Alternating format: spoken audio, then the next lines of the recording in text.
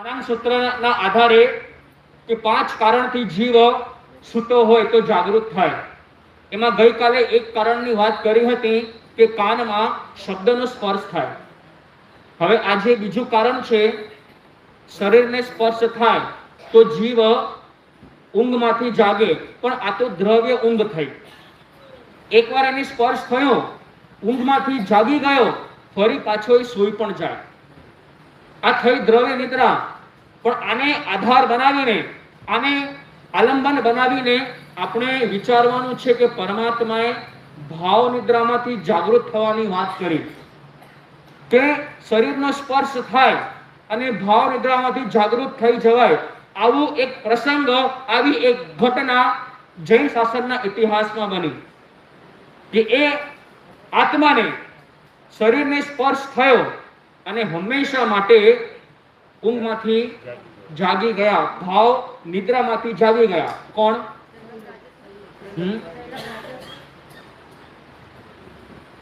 શૈલક રાજર્ષિ.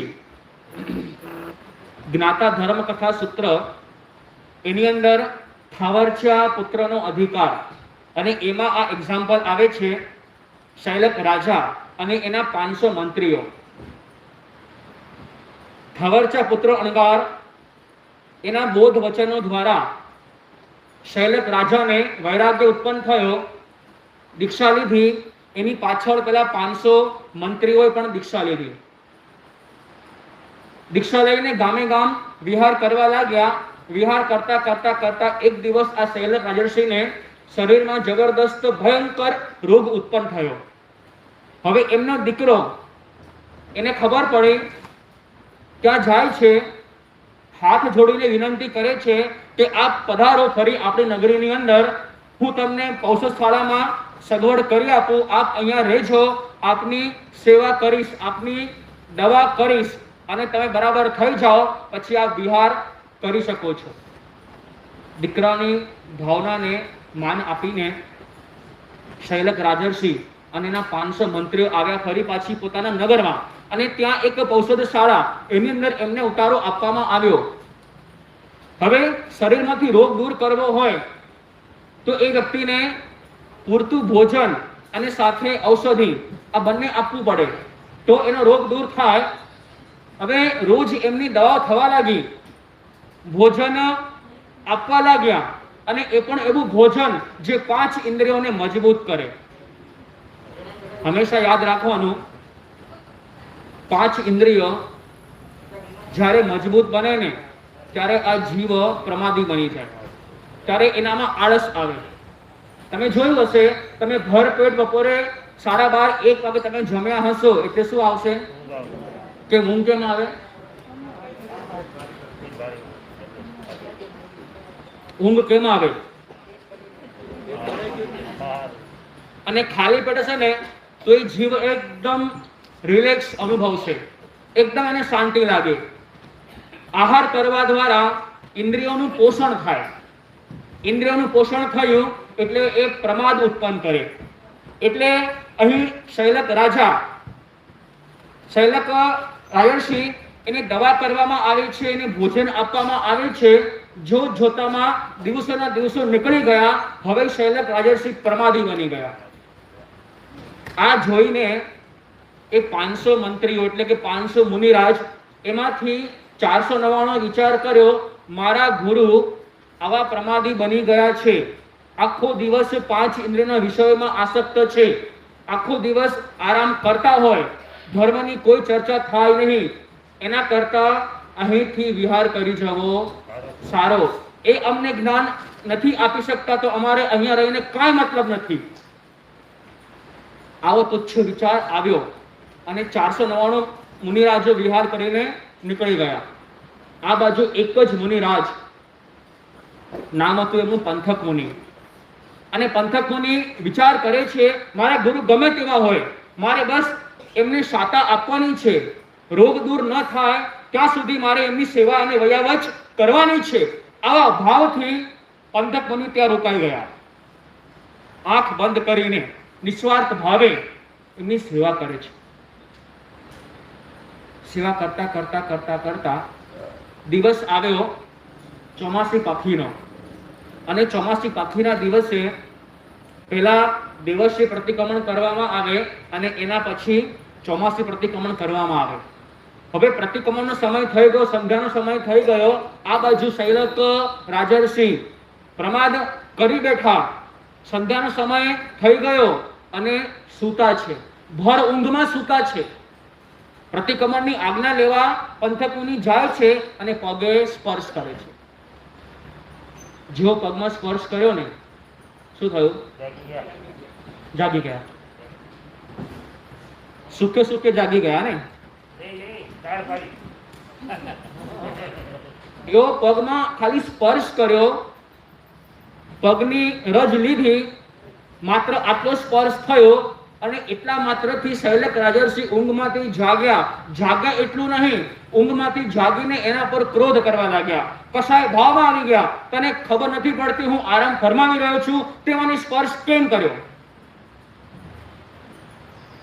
આની સામે આપણે હોઈએ ને, આપણે પંથક મુનિને આપણે સામે રાખી થોડીક વાર માટે, પંથક મુનિની જગ્યાએ આપણે હોઈએ, આપણે કોઈની સેવા કરી રહ્યા છીએ અને એ આપણા પર ગુસ્સો કરે તો આપણા ભાવ કેવા?